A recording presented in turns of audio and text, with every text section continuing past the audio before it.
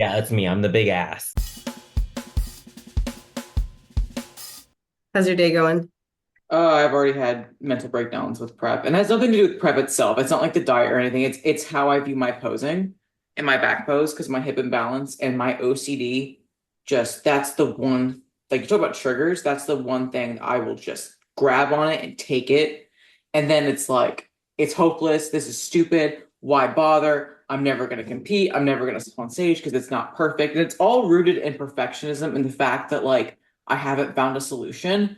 And so I just get so overwhelmed and hopeless. And then I like tell myself, you're being stupid because like your mom can't walk and sits in a chair all day, is in constant pain, and she like makes it through the day. And here you are bitching about your hips. Or you have a friend that can't drive because she has like some undiagnosed thing and she has her own pain. Or you have another friend that has an autoimmune. Or you have another friend that has a fucking herniated disc and can't drive or train the way she wants to train. And so like it's one of those things where I have a problem with myself.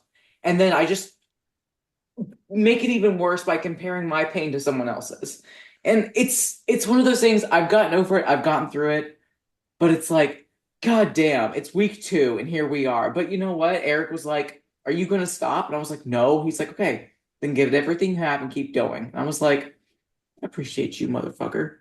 I hate It's you really when you're right, but it's like, it's really easy to hyperfixate on something that you want to perfect. oh, However, bring up your strengths around it. yeah. I guarantee people aren't even going to notice that when you're on stage, and you're not going to be marked down for the fact that you do have a slight hip imbalance. Even so, like your physique is still going to look the way that it looks. They're not going to be like, well, one side is a little higher than the other. So, Yeah, and my thing is like even then it's like it's a functional leg length discrepancy, which means like I can fix it. It's just like it has gotten better, but when I'm in my shitstorm, it hasn't gotten better. Nothing is it's like you know what I'm saying? It's like you're so illogical because you're so angry and emotional. But then like in reality, it's gotten so much better because I can train my glutes. I mean I could even go to the gym and not be in pain, which is like a huge win in of itself because even like doing a lower body movement would cause me excruciating pain due to the imbalance. So it's like I know it's me, and I feel like I'm not talking into the void because I feel like my internet is shit in the bed. So like both of you are frozen. So who knows? oh, there she Hi, is. I love that I was pouring my heart out, and Zoom was like, you know what? Fuck you, Ash. Go for dude. yourself. Look at the picture. Hold on, let me send it to you. Your Dude, face. I was like, I was on a roll, You and were then both of you going. guys froze your faces, and I was like, God damn it. Look at that. It is Oh good yeah, look. we captured the moment. Don't you worry. Oh, I love that you both were like live and had no problem, but like on my end, you guys were frozen, and so Meg was Oh. like, "Ugh, Okay. Well, enough of hey, my fucking bullshit." hello. Well, I understand where you're coming from though, but also you have to realize, yes, it's a functional leg discrepancy. It can be fixed. It will be fixed, over time. Just doing your due diligence. It's annoying, I know. But as you get leaner, dude, like that hip imbalance, it may not look as prominent as it is now. You know what's crazy, Meg? Is you're right. It's like I was literally Yeah. scrolling past photos in January when I was like leaner from like a mini cut, and I was Yeah. like, why You don't don't I see see it. it? I was like, where? I was like, where'd it go? I was like, Laura, give me your glasses. Like, where'd it Mm-mm. go? But like, I knew that I would It's feel true. better after I cried and after I talked to my gal pals, and I already feel better. And I'm gonna talk to my mommy because I miss her. Um, Hmm. but it's fine. Like, it's fine. But it still is one of those things where like you're in the moment, you're feeling Hmm. sorry for yourself, you're having a little pity party with Bozo the clown, and you're just like, dude, just cry about it, get it out of your system, but then move on. Like, don't just stay there. And so at least I stayed there or didn't stay there because in the past I would have just been like, "Mm." Hmm. Yeah, I feel that. I mean, right now with what I'm dealing with and what you're dealing with, Laura, we all are dealing with some shit right now. I can't believe I And guessed that. Like spot on. Every time you brought that up, like months ago, I was like, this my sounds really herniation. similar. Really similar. Well, After I Laura. revisited the MRI and I have a herniation at L4, L5, That's and minus. L5S1. So the Ooh. L5S1 is the big mamma jamma, the Hmm. bitch that's like literally the disc is pushing on the fecal sac and causing like spinal stenosis. So that's why I have all the symptoms down my leg. Yep. But Did that you weak say stop? Did you say fecal sac? fecal. I Fecal. thought you said fecal sac. I Fecal. was like, Meg, just say colon. Fecal. Just say your shitter. Like, don't be like George. PH. Okay, my bad. We need subtitles. I'm I hearing it know. weird. Amazing. Fecal. Fecal. Got you. With you. Anyway, my fecal fact. But anyway, the shitty base of my L5S1 caused the herniation on L4F L5. And that's typically what happens. It's Yeah. like one herniates down here and then one herniates up here. Hmm. I knew This- that from fucking, my degree. How fucking funny is it? Like I went to school for this shit and here I am. Like, So honest, what set me off for me to like keep saying that too, like this sounds similar, this sounds, and mine's the exact thing. L4, L5, S1, those are all the same ones that I have too, is the like deep fucking pain in your hamstring, which when Hmm. I initially felt that, I was like, I definitely tore my hamstring. There's no yeah, way I didn't same. tear my hamstring. Like this doesn't make sense. And like my back hurt minimally, but not I like didn't feel, didn't I have even really no, bring your attention to it yeah, because your fucking hamstring hurts so bad. Mine radiates all the way to my foot. So it's like yeah. all the way down. That's why I can't drive for longer than 10 minutes. If I do, my foot goes numb. I can't push on the gas. Yeah. So I'm like, okay, today I went to the DMV. That was 15 minutes. I was booking it. Like I try fucking speed now because I'm like, I gotta get there.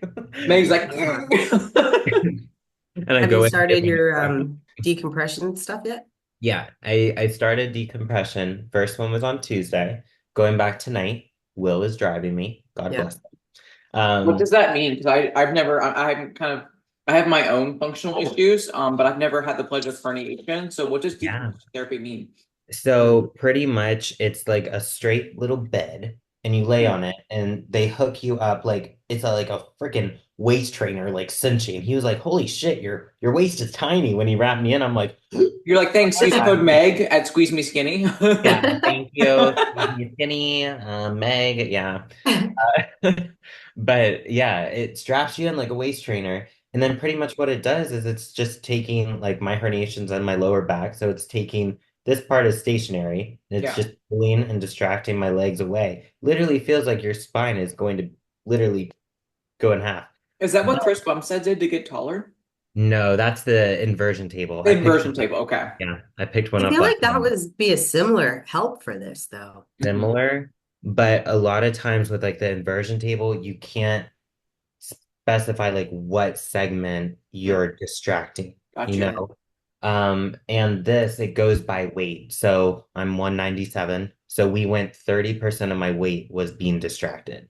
got That was it. the warm up. And I literally thought my spine was gonna pop in half. So to I never even Dang. got any of this as an option offered to me. So you what they've been doing is giving me a nerve block, which is basically kind of a long ass needle that they're putting medicine to numb it. well, Fuck that. yeah, Yeah. fuck that. I'm doing it all conservative. No needles injecting in me. No, no. Unless it has gear in it, I don't want it. Is there Yeah, any unless it's negative Lloyd's, effects to that? Like the same as a cortisone. So cortisone has like impact on like bone health and whatnot, correct? Yeah. Is a nerve block the same? Hmm. I'm not sure. I just know like, it doesn't really work for everybody.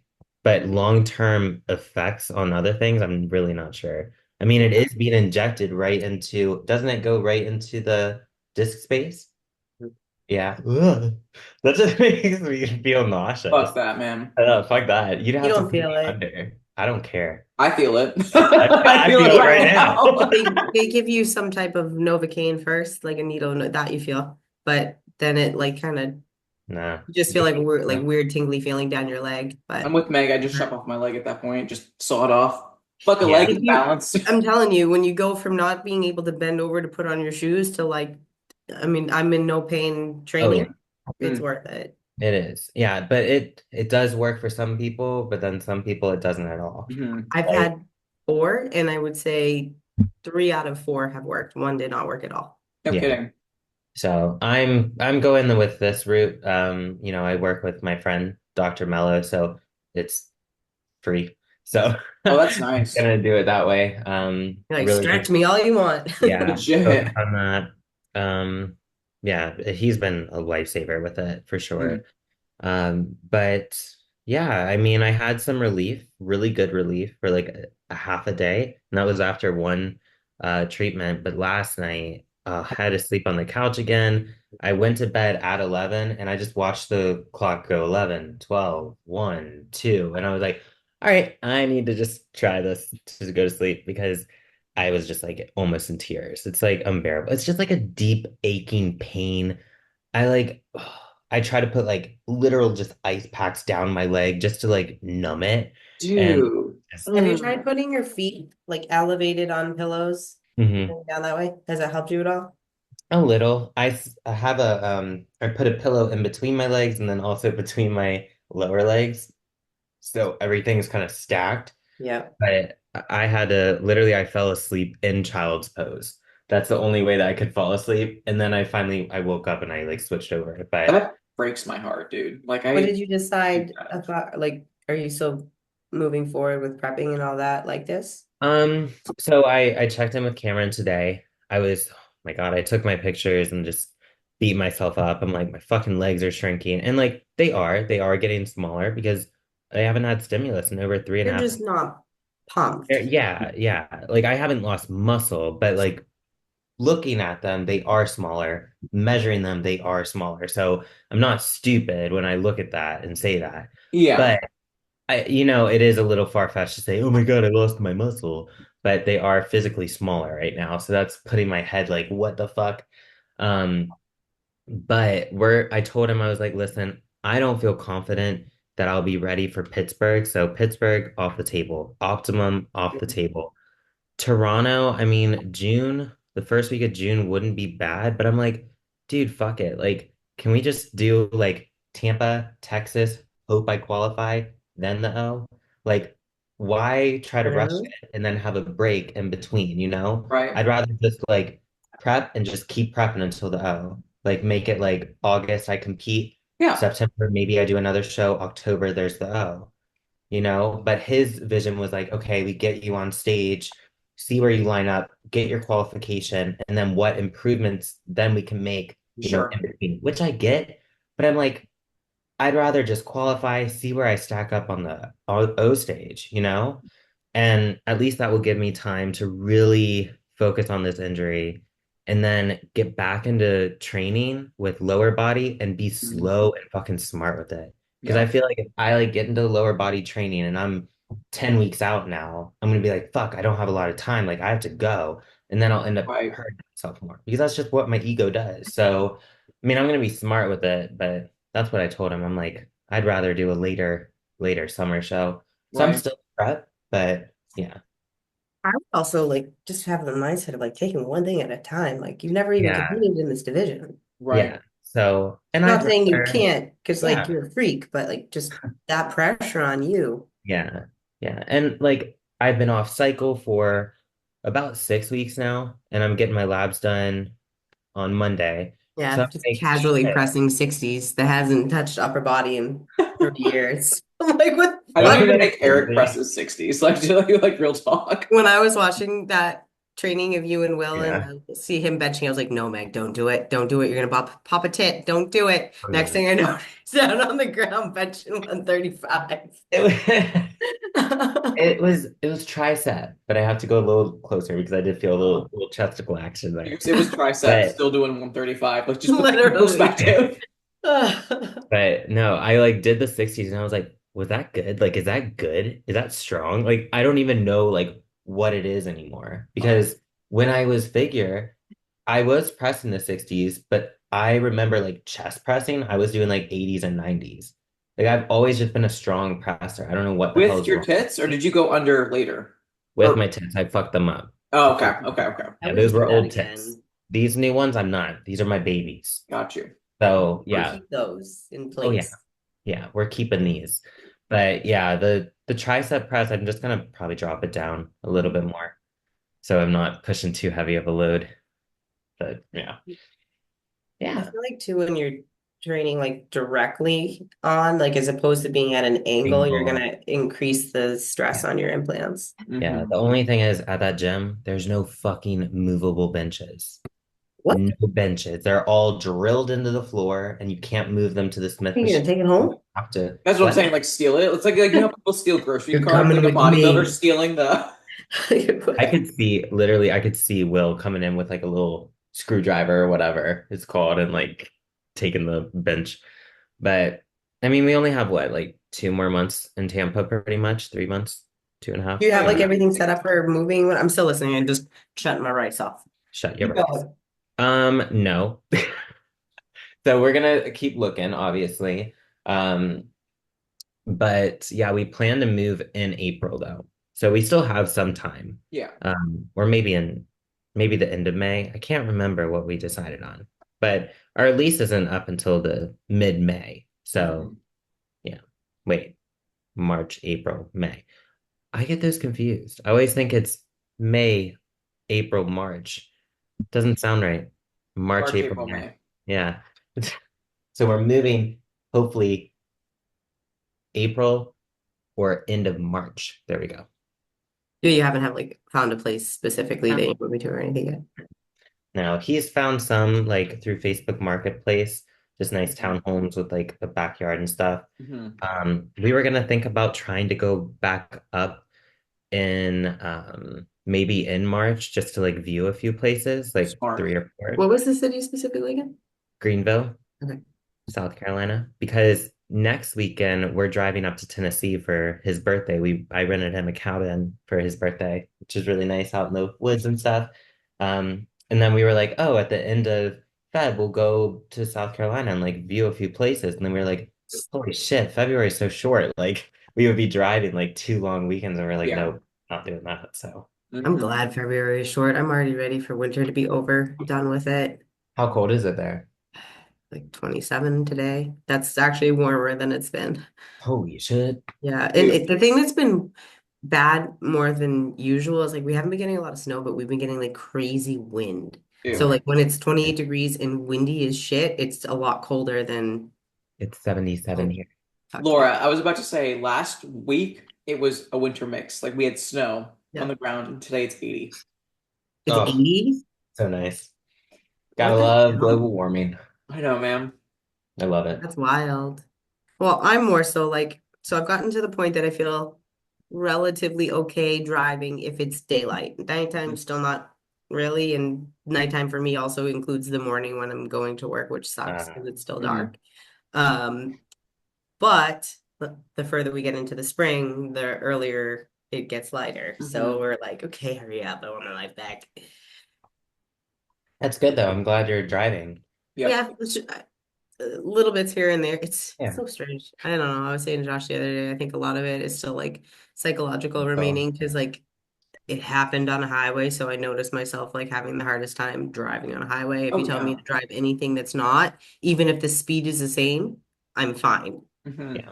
So there's definitely some type of mental connection with that. I mean, yeah, that's true. And I think that that goes into a lot of like things with coaching too, when it comes to like traumas from past traumas. Mm. Like the first thing that I thought of, like when I got my MRI results, I was like, Meg, you are not your MRI. Like I know Hmm. so many people, they get results like something like you or blood tests or, an MRI showing you, oh, you have disc herniations, and that's what you identify as. And then you literally adopt that like victim mentality and you Hmm. don't let yourself actually get better. And it sucks because I've seen my mom go through it. I saw my grandma go through it with back stuff. And Yep. like, I'm glad that you are, taking back some control in your life. I know You it is. have to, otherwise Yeah, you go Yeah. backwards. exactly. Yeah. And it's tough. It's tough. Like, it's not easy. I know when I get back into lower body training, I'm going to be really timid. Oh yeah. And then my ego is going to come in and I'm going to be like, fuck this shit. And like, I'm going to hurt myself. But He's like, four, please, let's go. yeah, but will keep me on the straight and narrow. Thank God. I It's love that. interesting though, because I feel like not to sound like dramatic or anything, but when you have something happen that is somewhat traumatic, at least Yeah. it definitely gives you an eye-opening point of view for empathy towards other people. Because, Yeah. you know, I've had a lot of clients in the past that would, struggle with anxiety and Hmm. panic attacks and things like that. And like I would always kind of just think like, oh, you're feeling stressed out, you're maybe breathing heavy or whatever. But like panic attacks, fuck man, like they can Oh yeah. be debilitating, like to the point Oh, like you God. cannot see straight, think straight, move, like literally debilitating. Mm. And that's a whole nother level of understanding, which yeah, it sucks, but like I'm honestly kind of glad that I get that now. Yeah, yeah. And I don't mean to keep going back to our both of our injuries, but like same with me when I worked with client or sorry, patients at the time in the clinic with their sciatica and disc herniations, like they would be in pain and like I would give them exercises and they would be in pain doing them. I'm like, can't be that bad. And then I have it, I'm like, You're like, oh fuck it is, yeah, it is. I take I it can't even back. arch my back. Like Like it's bad. legitimately. So it sucks that you have to go through it to gain that empathy, but it really does help you because I see every little person struggle and I'm like, oh, damn. Suck. And nobody is I don't want to say safe, but immune to that type of thing. I Yeah. remember when Yeah. this first was kind of like I was understanding and discovering like what this all really was that Hmm. happened. And I had made a post about it, and it whenever you post on Instagram, it's on Facebook too. So someone on my Facebook was like, I don't know you, but you just don't take me, you don't strike me as the type of person that would have panic attacks. You seem very calm. And I'm just like, You're do you like, think bitch, I'm you don't know choosing me. I this? panic all the time. Do you think I was like, you know what, today let's just fuck it. Fuck. Type of Yeah, person, what does that look like? dude, seriously. I mean, at least you look like you have your shit together. Good job. That's good.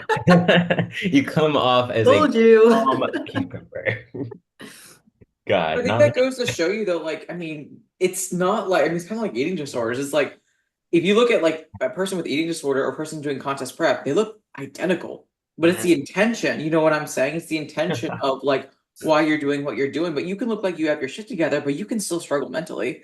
And like, I, for the longest time, was like on my high horse, like, oh, I don't need therapy. But now that like I am so tired of my OCD like ruining my life, and I'm like, oh, I gotta like get through this. Like, I don't fuck around with therapy anymore. If I notice like anxiety traits in clients, I'm gonna recommend therapy straight out of the gates, and I'll recommend like therapy or books or something like that. Because it's like I know how I suffer, and it fucking sucked. I would hate to have some client sobbing while they were posing because of how they are picking themselves apart. And like as bodybuilders, it's like it seems so small in terms of a problem, but it's still a problem. And if Mhm. like you were to ask someone like, oh hey, like what would your mom think of this? Like I was telling Eric, I was like, I feel so fucking stupid that like my mom literally sits in a chair all day and is in chronic pain. He's like, if you were to call her up right now and tell her how you were struggling, do you think she would like shit all over you, or do you think she would come for you? And I was like, in the middle, I was sobbing uncontrollably, but like I knew she would want to come for me because she's not gonna, do a 2 for 2 and be like, oh, well, I have it worse. Like she's gonna be like, no, you're doing something hard and it's gonna be hard, but know that you can do it, right? She's gonna be loving and supporting, and that's why it's really important to like understand that everyone has their own unique struggles and problems. And like Eric was telling me, like a 45-pound dumbbell, like that has a certain weight. Everyone has their own like 45-pound dumbbells that they're carrying around with them for Meg Mhm. 60s, right? So everyone has their own dumbbell that they're carrying around with them that their struggles, but like it is worth carrying on so that way you can find a solution to that problem and get through it. Yeah. For sure. I mean, dude, comparison, it's a thief of joy and it's a thief of you healing too by doing that. Mm-hmm. It sucks because I did the same thing. I'm like, shit, like I'm seeing athletes left and right get surgeries right now and they're out for the season.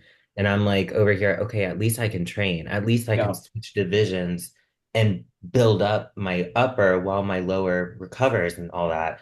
But it does suck. Like you have to just let yourself be okay with hurting and be okay with the process of healing too. Mm-hmm. So I'm glad that we can talk freely about this here because I feel like a lot of people think that pros and coaches and whatever successful bodybuilders in this industry have it easy and they don't have problems, they don't have injuries and all this stuff and everything's, rainbows and butterflies, but it's not. And I think this sheds light on it. It makes people feel like, oh, they're human.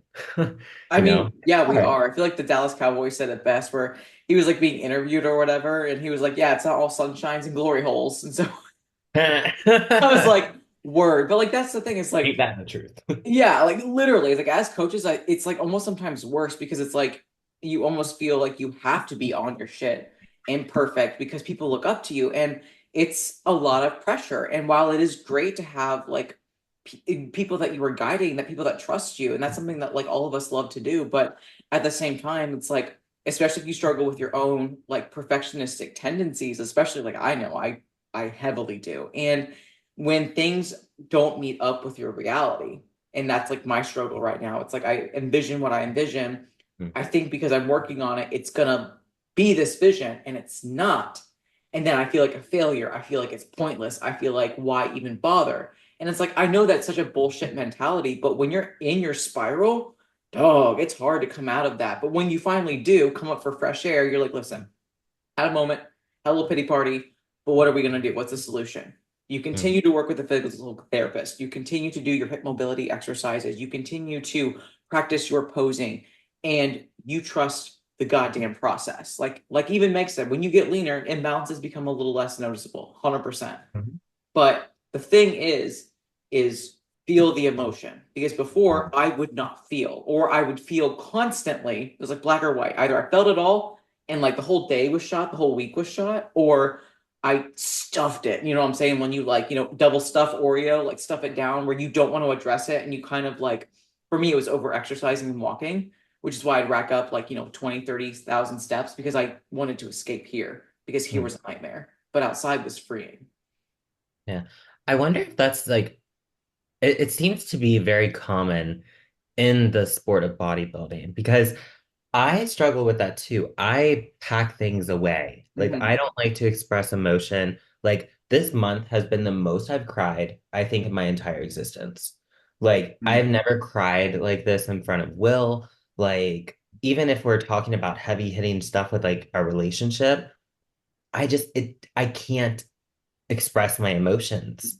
But now, like honestly, this injury has open my mind into expressing my emotions and being able to actually communicate and talk and explain my needs. Because like I can't just cry and like sit there and like hold my leg. Like I need to tell him, okay, this is what I'm feeling. This is what I need to do. This is like, and that actually has helped me in other aspects too. But wonder if that's like a common trait because I find like a lot of bodybuilders or maybe like physique driven sports or high level like achieving like business professionals, they always seem to kind of struggle with this.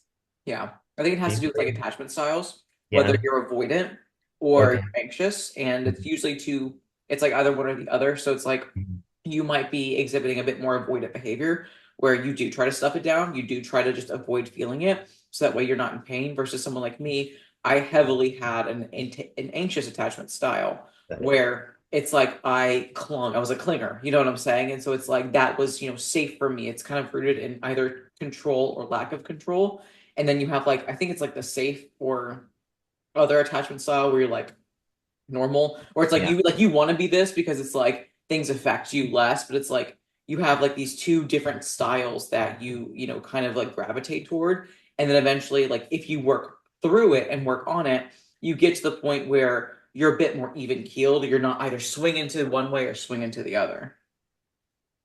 That I makes would sense. think for you personally, Meg, because like I can kind of Hmm. relate to this as well, is the upbringing you had with dance and the Yeah. um I don't want to say emotionless, but sort of Yeah. the coaching style you had, because I had the same thing like as a child with gymnastics, being competitive, all foreign coaches with culturally different affection, I guess you could say. And that kind of teaches you almost to like table it, keep going.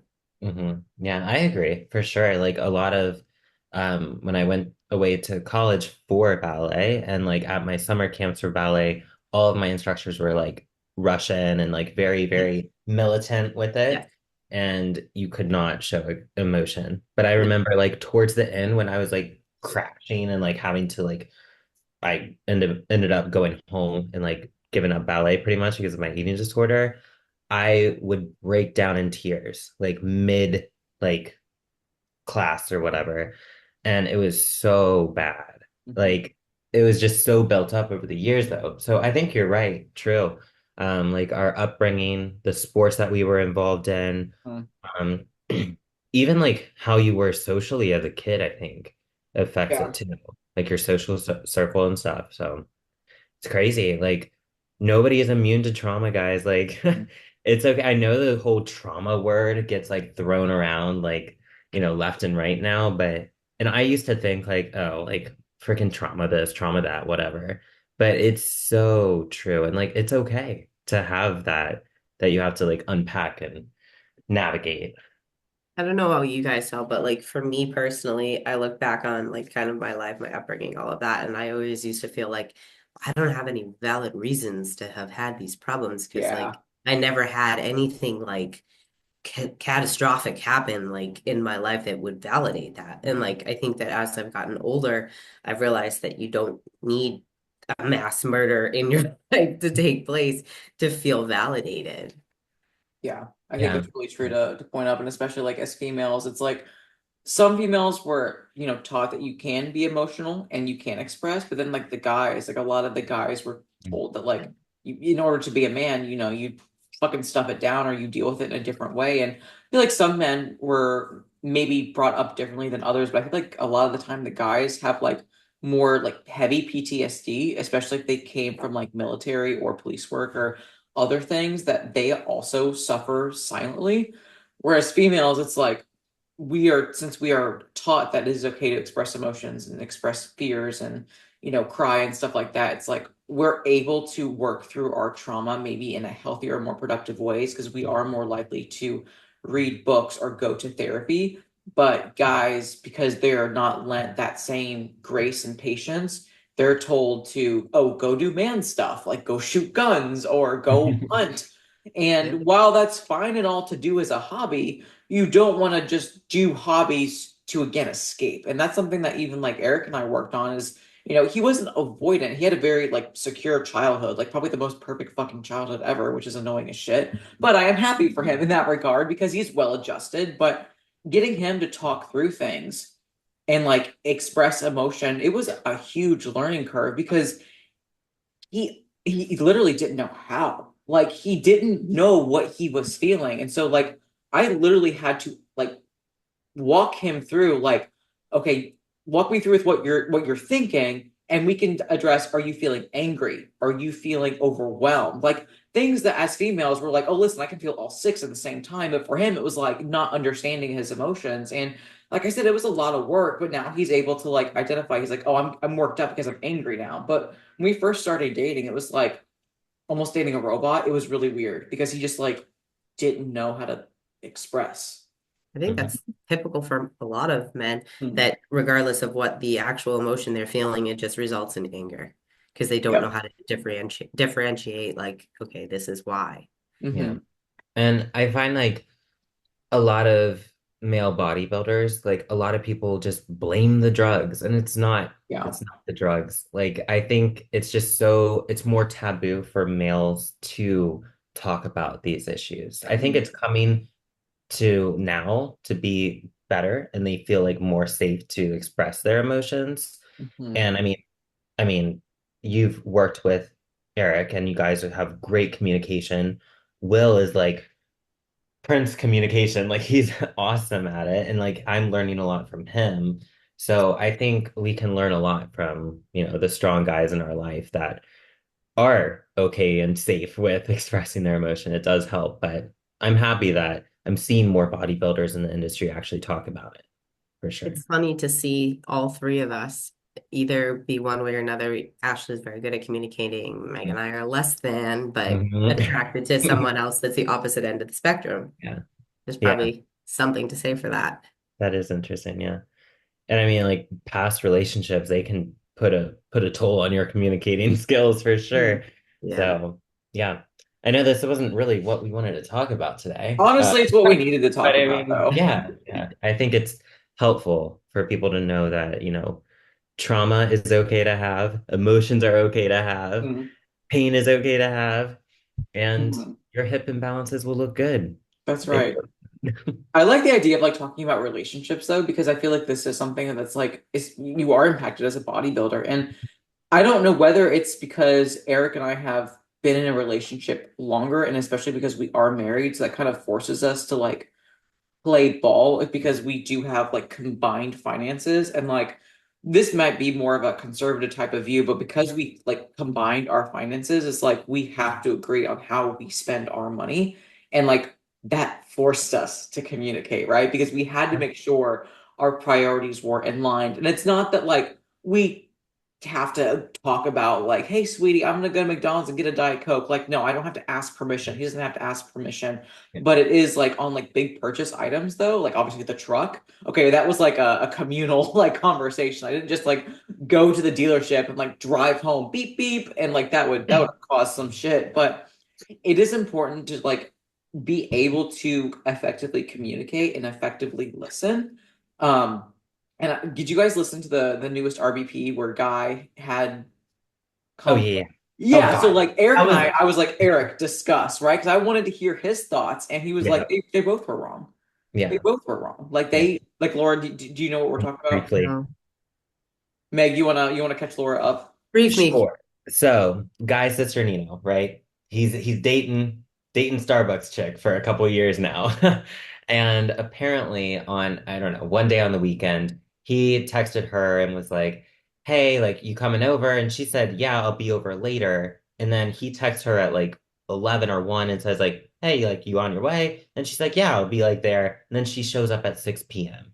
So it's like all day he's waiting for her to come. Oh, that's And shit. then apparently she has kids, so she's busy and all this stuff.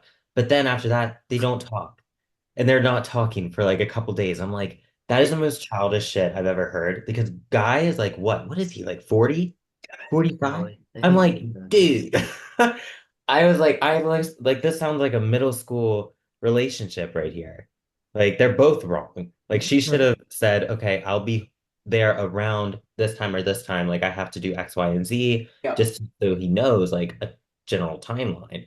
And he should have also reached out maybe And one more time, asked. saying, like, hey, are you on your way? Or maybe forget about it. We'll catch up tomorrow or something.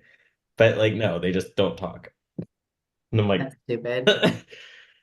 yeah, very interesting. So, Yeah, and this is one of those things where it's like you expect the other. I think where Eric and I fell short, especially since I do have a very high emotional intelligence, and like mhm, I will speak my mind because I want to make sure I am heard and I want to make sure I hear him.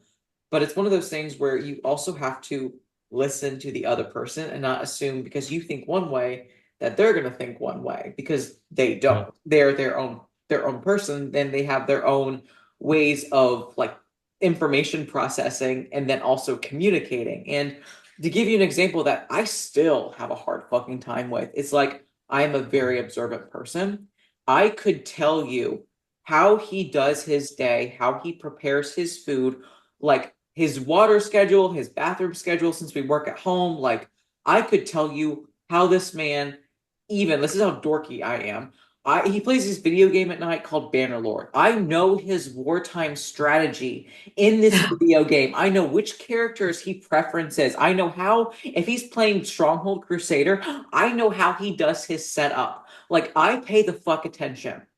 For the past 5 goddamn years, I've had rice for my post workout. The other day, when there wasn't rice, he was like, "Oh, I didn't know you needed rice." 5 fucking years, and you like that to me, I was like, how are you like so not thoughtful? And he's like, it's not that I'm not thinking of you. He's like, but you are so observant and your emotional intelligence is up here. He's like, it's not that I know you don't need rice. It's I just didn't realize that you needed right this second. He's like, I will happily make more rice. But like for him, it wasn't a lack of not noticing. It was more just like a lack of urgency. And oh, I didn't know you needed it right now. But that was just like a big miscommunication that I have to work through because I'm thinking like he knows me like I know him when that's not how he operates. He's like a one task guy. It's like, the Google question, it's like one horse sized duck or 100 duck sized horses. yeah. He is the big fucking duck. He's the big silly goose. I, I think that's good. I think you guys balance each other out though. But Yeah. you are able to communicate through that. Some people like that would happen, like Guy and his girl, they're both like, oh, fuck that, you're wrong, I'm right. And they both say it. And then they're just like walls, like you're just talking to a wall. Like, and I think my problem, my relationship is that I assume things a lot. Mm. And instead of communicating how I feel, I just kind of assume it one way. And, the whole you assume like what it makes an ass out of you or whatever the Yep. fuck it is. Yeah. Yeah, that's me. I'm the big ass. Like I do assume a lot. But big ass with a big ass. Amen. But yeah, I mean, it's good to have somebody there to like walk you through it and Mhm. not get like hostile with it. You know, some people like you try to communicate and they're just like they just like go go go and I'm like, holy shit. Like I don't know. It's Two people don't think the same. And that's the yes, biggest exactly. thing, like exactly what Ash was just kind of demonstrating. Part of what attracts you to somebody else is those differentials, but Mm. then it also is the same thing that causes conflict. Yep. Josh and I run into this all the time because I'll think I do something or don't do something or whatever just because that's how I think. And he'll be the total opposite. And then mayhem. Yeah. It's just no two brains are the same. Exactly. Mhm. That also like extends even into coaching, right? Like client communication and Yeah. understanding that like clients understand how you are communicating and receiving that feedback. And then also like the client communicating to you like the right information or whatever. Because a lot of the times, if a client doesn't feel heard, it's like maybe the coach is negligent. Like, of course, there's negligent coaches out there 100%. But a lot of the times it's like, did you communicate in a way that your coach understands and then also like vice versa. And I know a lot of the times like the big thing that gets miffed in coaching is like their relationship is not in a good spot just due to like altering communication styles or the fact that like one isn't necessarily hearing what the other person wants them to hear just because again like maybe there is voice inflection that's missed due to email or text or whatever or again, just like bad ways of communicating. I Yeah. think people don't even realize they have a voice when it comes to coaching. I actually had someone this Honestly. morning that that's only been like 2 weeks we've been working together or whatever. I made her a meal plan, start the meal plan, blah, blah, blah. She sends me a message. She's like, hey, this has been awesome. I really appreciate everything you've done for me. I really, know this would work, but I just don't think I can eat the same things every day. And I was like, That's fine. so tell me that, and I'll give you a different approach. So I went, made a flexible plan, no like weighing and measuring. We used cups to whatever. So happy. This is great. This is fantastic. I could do this for the rest of my life. You never need to change it. And I'm just like, you wouldn't think to say, like, can we try this a little differently? Like, And I think people are like that too when it they're comes afraid. to, yeah, yeah, they're afraid. They're thinking like, oh, I don't want you to think that I'm questioning you or anything like that. And I have that pop up a lot with like my athletes, like when it comes to drugs and stuff. Mhm. Like I'll tell them like what I think would be best based on their labs, based on their level and whatever it is. And I'll get on a call with them or converse with them like what it is and I'll educate them on it. But I always, excuse me, sir. Um, Pause. I will say, like Huffington. it's not a one-way street here. Like coaching is, a partnership, and I Mhm. want you to be aware of like the risks, the benefits, and I want you involved in the decision making. And at the end of every check-in, I always ask like, if you want any food changes to better accommodate like your appetite or your life this week, like I'd be happy to make them. I never want someone to feel like they're stuck, and Yeah. it's my way or the highway kind of I thing. love that you said that in the beginning because the success of, I would be willing to say any relationship, coach client, husband wife, friend friend. The success is rooted in the fact that you have to have priorities that align Yeah. and you have to have work that's on both ends to go forward as a team. Because if you don't have priorities that align to the same end result and you both are not willing to put the work in, there is no teamwork, there is no relationship. It's you guys growing apart. And like I said, that holds true of friendships, coaches, husband, wife, Hmm. whoever else. Because like again, you have to be on the same page and on the same team. Yeah.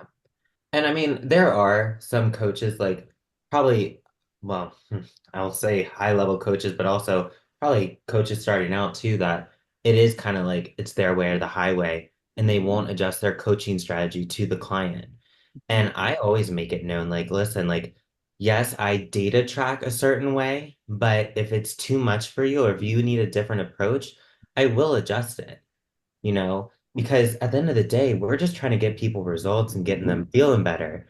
Like, I feel like it's kind of weird when like the coach is like, oh no, you have to do this, this, this. Like, Mm. if you can't adjust your coaching, how are you going to help multiple, like hundreds of people? Like, I don't understand. Like, Oh, it, it's the cookie cutter thing. It's like yeah, copy and paste. You have 100 clients and they're all given the same thing. And that's how you coach. When in reality, that's like not coaching. I don't know what it is besides thievery, but just The militant. template. That's Yeah. literally it. that's right. Mm. I think that's Right. more relevant than most realize.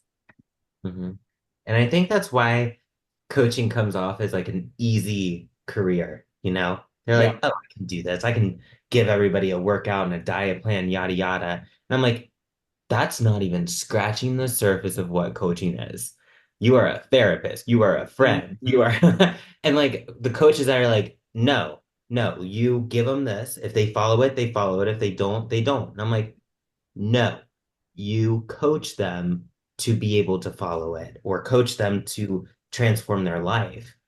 Like I don't know, it's not that simple to me. Do you It's sometimes feel like a not. life coach, guys? Like, Yes. especially like Yeah. the first 8 weeks, do you feel like more like a life coach than like a coach? Yeah. Always, Yeah. always. Yeah. Mhm. Yeah. I And think oh, sorry. You'll see a little different, maybe if you have someone you're coaching that's a competitor that's been successful and competed in the past. I'm not talking even about Yes. a new competitor. Those don't qualify under this either. But if you get someone that is had a prior coach before you and has been successful and whatever, maybe you'll get a little bit more robotic response. But otherwise, no. Yeah. I yeah. kind of like it though. Like, I honestly, like, I don't know if this sounds like dumb, but I really do enjoy, like, for lack of a better term, mindset coaching, because when you start getting the client to recognize their habits and their tendencies and they start getting it and then they start getting better results, that for me is like the most fulfilling shit ever, because it's like they recognize their power, especially if they came from shit prior coaching experiences where it was like my way or the highway, or you're the fucking problem, you suck, like get out of here type of mentality. But like when they realize that like they don't suck and they're not these like fragile little broken things that need to be optimal and fixed and yada yada yada, like they're not their trauma, like Meg talked about earlier, and they start like just thriving, I'm like, love that shit. I Yeah. would say almost all functional cases, I don't really like calling them that, Yeah. heal with more success from those type of transformations than here's your protocol. Hmm. Don't eat this, no carbs, like fix Yeah. your gut. There you No carbs. And I mean, That'll really fuck you up. go. I think also with some of those coaches that aren't like us that don't talk about these things with their clients, it's the client doesn't learn. They're Mm, just following. yep. And how does that work? Like, how does that?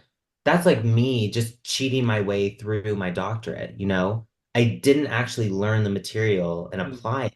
I was just cop or You were Quizlet memorizing Queen and things. you just Yeah.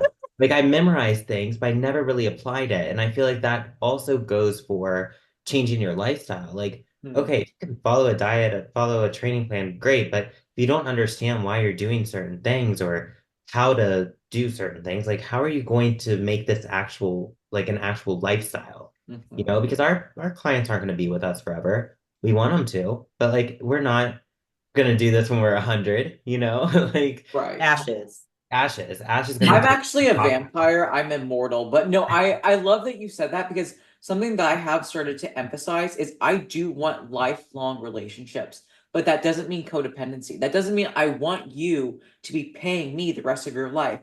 What that means to me is I want you to think highly of our work together the rest Mhm. of your life. That is the type of lifetime relationship that I want.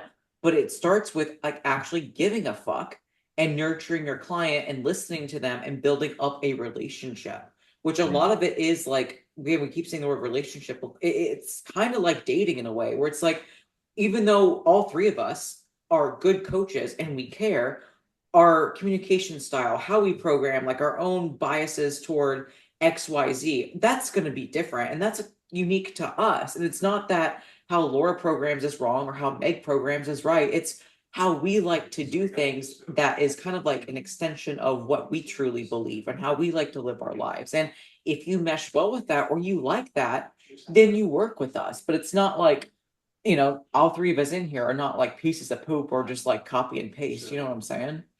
Yeah. And I think it applies for all three of us. Like if we get on a console call with somebody and maybe we don't mesh well with them, vibe well with them, or maybe we just simply do not have the knowledge base or skill set to help them, we are more mature as coaches that we would refer them. I find that that is also that's very negligent when coaches just accept people just because like they're like, yeah, yeah, I'll take anyone and everyone. And I'm Mhm. like, but do you have the skill set and the knowledge to work with that gut case or Mhm. help that lady with Hashimoto's or something? Like, it's okay if you don't have the knowledge, but gain it. I can't stand like all these people just accepting everyone and everyone. And I'm like, you're not even addressing like the root cause of their issue.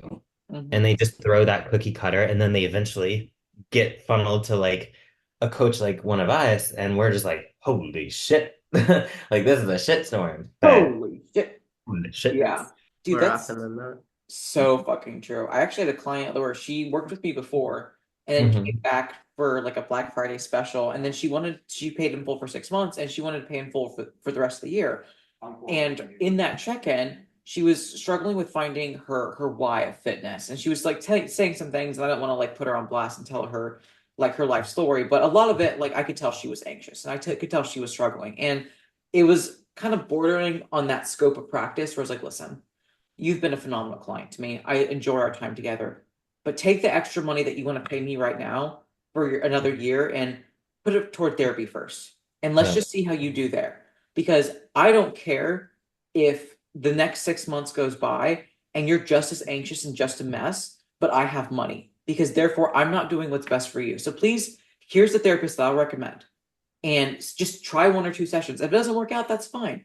But I want to see you succeed for the long term. So let's just redirect your flow. We'll finish up the current contract. And when you get through those sessions, you still want to commit a full year, we'll cross that bridge when it comes to it. But as of right now, like I think you'd benefit more from this service than my service. And Mhm. that is so important that a coach actually gives a shit about you. And like Meg says, doesn't just take your money and maybe you get results, maybe you don't. But then at the end of it, it's like you maybe hit your goal, maybe you don't. But then what? Like Yeah. life still goes on once you hit your goal. Yeah. The, the bigger link you'll see with that is probably being able to come back and be more coachable because it's Mhm. really hard to be coachable when you're constantly battling yourself. And I Yeah. can say that because I've been that. Yeah. And nothing changed until I got to a point where I was like, okay, I'm ready to change, and not because somebody else is forcing me or telling me that I need to do that. Yeah. Yeah. I mean, I took a break from coaching for 4 years before I reached out to Cameron. I had to do a lot of deep inner work. Like I was like, fuck bodybuilding. Like, and I had my own mental struggles. I mean, I'm still dealing with a lot, but I'm doing the outside work too with it. But like, I think some of these coaches that are so obsessed with like 10K months, 20K months, 30K months, I'm like, is that worth sacrificing somebody else's well-being Mhm. and their life to fill your pocket? Like that's just so fucked to me.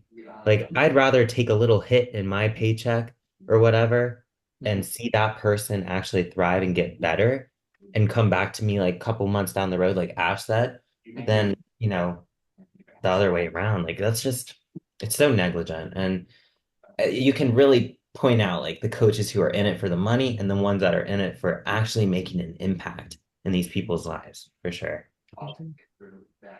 Yeah, I feel like you can always tell that based on like how they post or like what they wear or whatever. And it's like, listen, I was really proud about buying my truck and paying off my student loan, so I did like boast about that. But it's like I don't, I'm not like putting Ronnie up on my page every single day. We should be told he needs a bath because he got a little snow and like salt Aw. debris. I know, poor Oh. baby. But he did get a nice like WeatherTech floor liner, so that way like our nasty ass shoes don't like tarnish him. But still, it's like I get what Meg's saying. It's like you actually find that when you treat people right and you coach with integrity, like the three of us do, that you're in it for the long haul, and so therefore you are more financially successful because like people want to work with you, right? Because they see you treating people right and treating how people should be treated. And they're like, oh, that feels good to be cared about. Because I mean, who doesn't want to be cared about? Yeah. Especially like when it comes to like your coach, when you are in such a vulnerable position where, if you're a bodybuilder, you're sending them pictures in your undies practically, or, you're working on, let's say, a GI issue. It's like, okay, well, maybe you're not proud of like having chronic diarrhea. So like you're in a very vulnerable position. So you want to be cared for. You don't want to feel like an afterthought. You don't want to feel like a number because that does not feel good. Yeah, and I feel like those coaches are also more organic with their content too and more realistic with it. Mhm. Like I don't just share like a transformation of somebody gaining a six pack. Like I celebrate somebody regaining their menstrual cycle. We Mhm. all celebrate people improving their gut, or maybe there's no true drastic change in their physique, but we still post them and celebrate their wins of fuck, they are able to commit to eating more or doing something without like that Mhm. mental um, you know, issue in the back of their head or something. I don't know. But you know what I'm talking about. Like we're not in it to just show like the flashy transformations of somebody who was overweight getting on stage like shredded, Yeah. and like that's awesome for coaches to do, but I think you can really filter out the shit if you Especially really when it's look at like it. just them too. It's like they're a coach, but Girl, it's just like it is just their six pack, and you're like, what? or they use, wait, I've already talked about it, but they use their transformation they gained with another coach to market their coaching. That's That is some shady I shit. had somebody do that to me the other day, actually. I was very upset. stop. No, well, it's one of my clients that's also a coach, market her transformation to get clients. I love that. I mean, it's like great, you followed a plan, but like, Yeah, But I said something. uh, God, yeah. that's Shout out dumb. your coaches, man. They appreciate it more than you know. I love it. Like, I have some really awesome athletes that are like coached by, and they at me. I'm like, Dude, that like when not they that put big of that a shit in their deal. bio, yes, like tag Like, you in their stories or like coached by blank in your bio, like I shed a tear. I do too. I'm like, what? I've been at this since 2018, and now I'm finally getting people to like share me and like refer me, and I'm like, you guys like me? Thanks, guys. Hell I yeah. know Totally. Laura's gotta hang Yeah. peace out soon due to work, but what is the best color of carrot? Mm. I I haven't had the don't I haven't had the purple. tri-colored mix you're talking about. Oh, I've only Okay. had orange. you shop at Whole Foods and you haven't had the organic tricolor carrot? Honestly, I've only seen that at Trader Joe's. I've never seen it at Whole Foods. Costco has the tricolored. So here's my breakdown. There's purple, white, yellow, orange. Yes. Orange is mid. I mean, you can't go wrong with an orange carrot. It's mid. So it's C tier. It's fine. It's a carrot. Purple is pretentious. She knows she's better. She doesn't taste any better. She just knows she's better because she's purple. So she's kind of like a prude. White carrot kind of sneaks in there because it's like, what's wrong with you? Why are you just white? Like that's such a boring carrot color. But then yellow. Yellow is humble. Yellow's like, listen, I'm not trying to pretend to be orange. I'm not as pretentious as purple. I have a color better than white. Here I am. I like the yellow carrot. It's got a lot of thought, huh? I'm gonna go with the orange. I'm gonna go with the OG We're just orange. gonna leave that. That's I love that play by play. Prep thoughts of Orange. the day. No, I'm only eating orange. Those but purple ones, like they look weird. The they're white ones, they're pretentious. albino. I'm sure every single one of them tastes exactly the same. They Yeah, taste they all do. exactly the same, damn Yeah. same, the exact Yeah. damn same. But I like the yellow because he's humble. Okay, what about we talking shredded carrots, chips?